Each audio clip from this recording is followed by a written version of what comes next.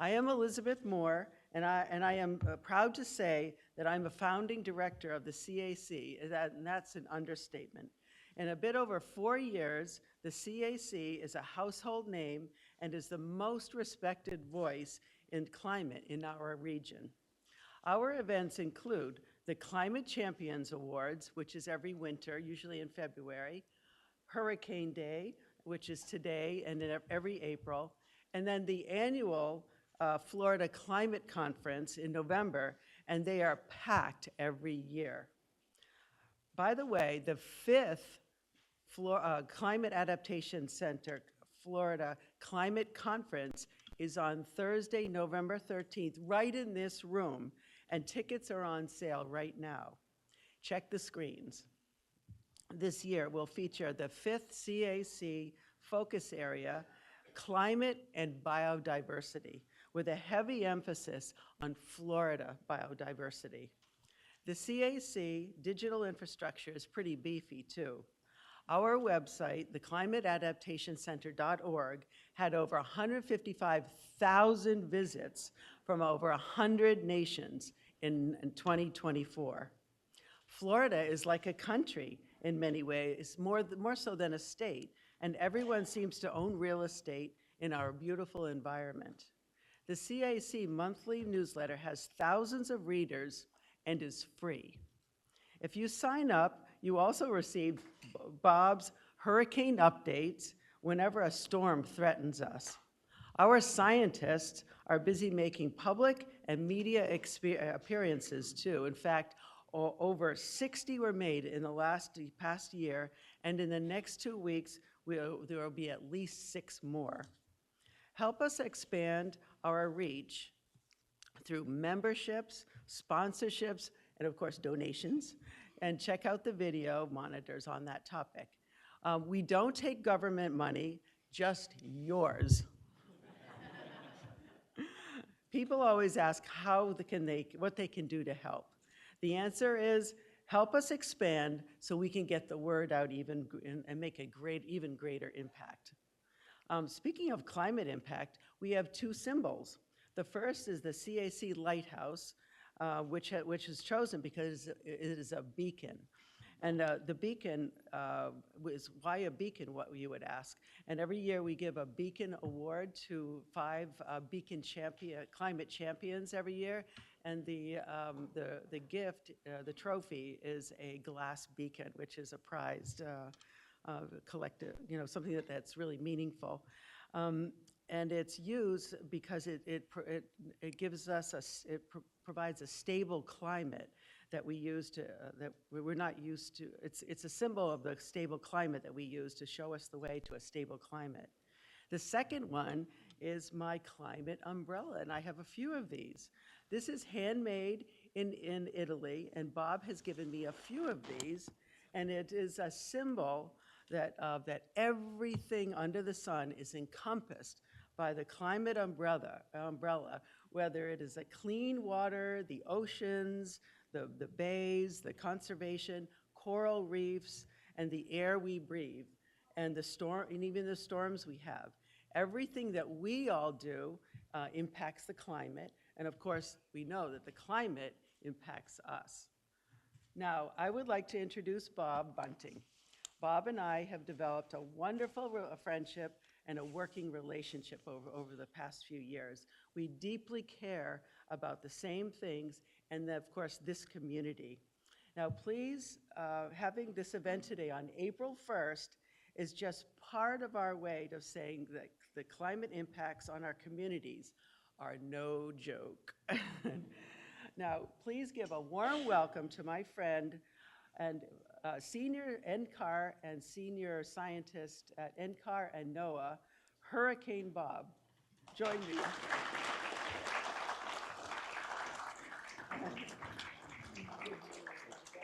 Great job. Thank you. Thank you, Elizabeth. I have to say, without Elizabeth Moore, we would not be where we are today. She is just, a fire plug when it comes to the things she cares about, and it's very fortunate that she felt that way about us. So we really appreciate it, and Personally, she's enriched my life so much knowing her, and we are so thankful for everything you do in this community. There's only one Elizabeth Moore, and I am proud to say she's part of the CAC. So thank you so much, Elizabeth. Now, before we get started, I have a few other friends in the room. Brett, Dr. Kemker, who is our Chancellor here at USF right now. He's the interim Chancellor, and he's going to say a few words. And of course, he recently became Chancellor because our Chancellor for many years and climate champion, Dr. Holbrook, Karen Holbrook, retired, but she's not really retired because she's still right here in the front row with us today. So thank you for being here. And Brett, could you say a few words of welcome? Because this is the only place we have Climate Adaptation Center conferences, right here at USF. So thank you so much, Brett. Thank you.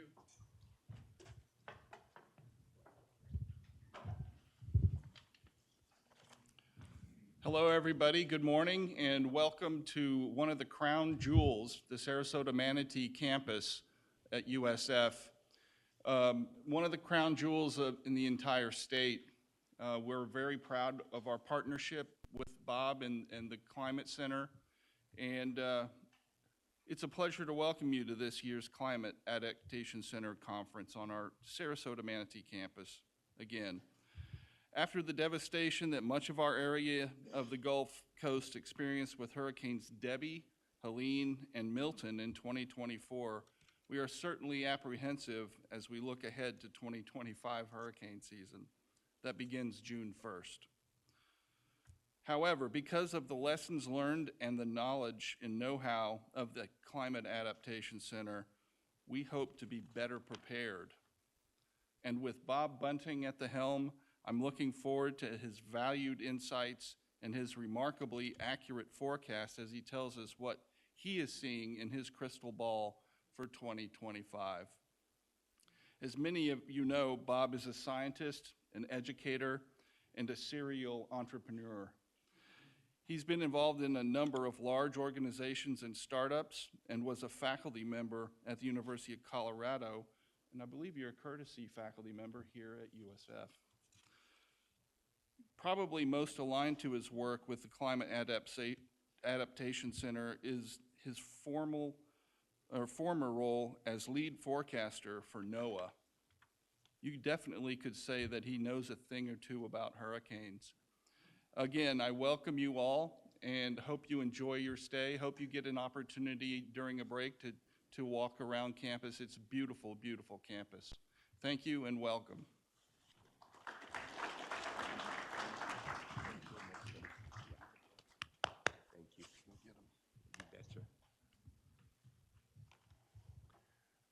Thank you, Brett.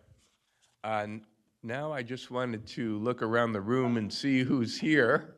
And I see that we're very fortunate today to have City Commissioner Jen Ahern Koch, who I have to say is one of our most, I would say the most educated city commissioner on climate and its impacts on Sarasota. And we are so fortunate to have you on the commission where you can share that information with everybody else. And I think we've come a long way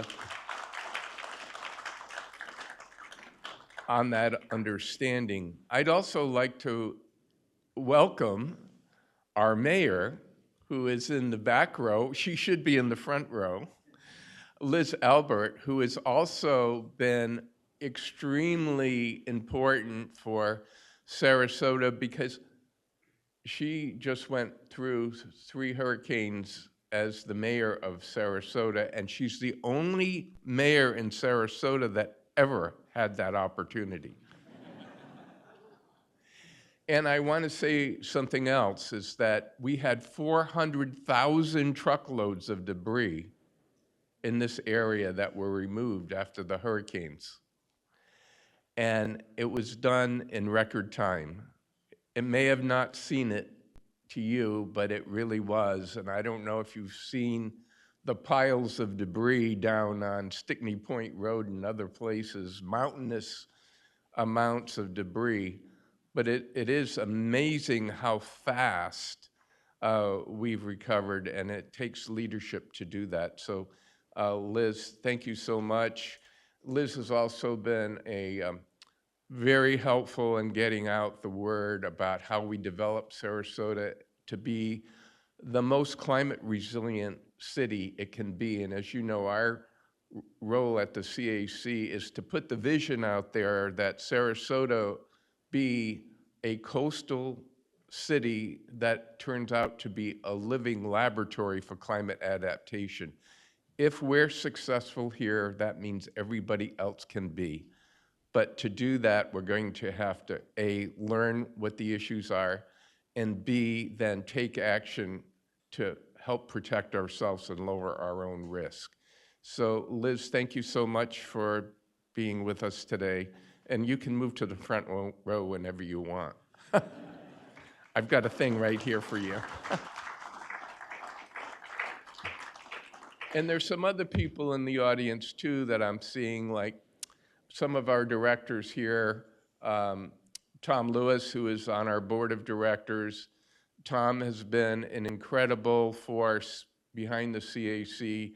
He's one of the top resilience engineers in the world, and he's on our board, and it's very flattering to have someone like him with his energy and knowledge. So Tom, thank you so much. Another one of our directors called me an hour ago, and I was at a party with him. Turns out to be Elizabeth's party last night. And he's in bed with the flu. He called me this morning. He says, there's no way I can come. So Dan Digraph from Tommy's Car Wash. And Tommy's is, of course, our season sponsor. And, of course, Elizabeth, who you know. So Alex is in Portugal with his girlfriend, so he got a dispensation, so he's not here today. Okay, so I want to just briefly thank our sponsors, CSA. CSA is represented by Tom Lewis and some other folks here today. Liz Leeds of Michael Saunders. Liz, could you stand up? Stand up. Liz is an amazing story. We have a Colorado connection here in Sarasota, and there's some other people here who have that, and I'll tell you about them in a second. But Liz is a realtor in Vail, Colorado, and I've known her for, I don't know, 25 years, maybe, something like that. I had no wrinkles when I met her, but I do now. And Liz also lives here. And so she is one of the top realtors in the United States. She's sells homes all over the country, and some of those homes are like huge, $60 million homes, imagine.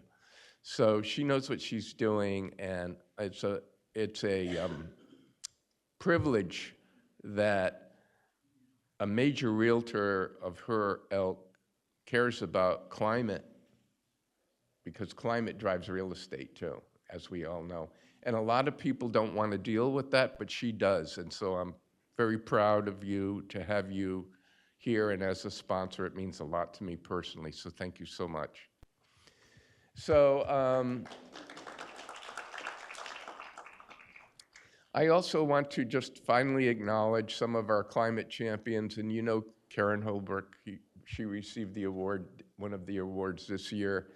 David Kotok, who is going to talk to us later, he is a climate champion. He also received one of these trophies this year. And let's see, are there any other climate champions in the room? I guess not. Okay. So I hope I have acknowledged everyone. One more thing. Sean and Stephanie are sitting right there. These are two newish friends of mine. We met because of the hurricanes, and they had serious damage, and we really worked very hard to help them understand the risk so they could move on with their lives in the future. And this is one thing that really matters to me, is that, you know, this is very personal, helping people one at a time. It's just very personal, and there's sometimes people just need that expertise, but also they need to understand that people who are predicting these kinds of things like us, we hate to see it happen, and it affects us too. You know, we'd like to be wrong, and especially in a year like last year. So anyway,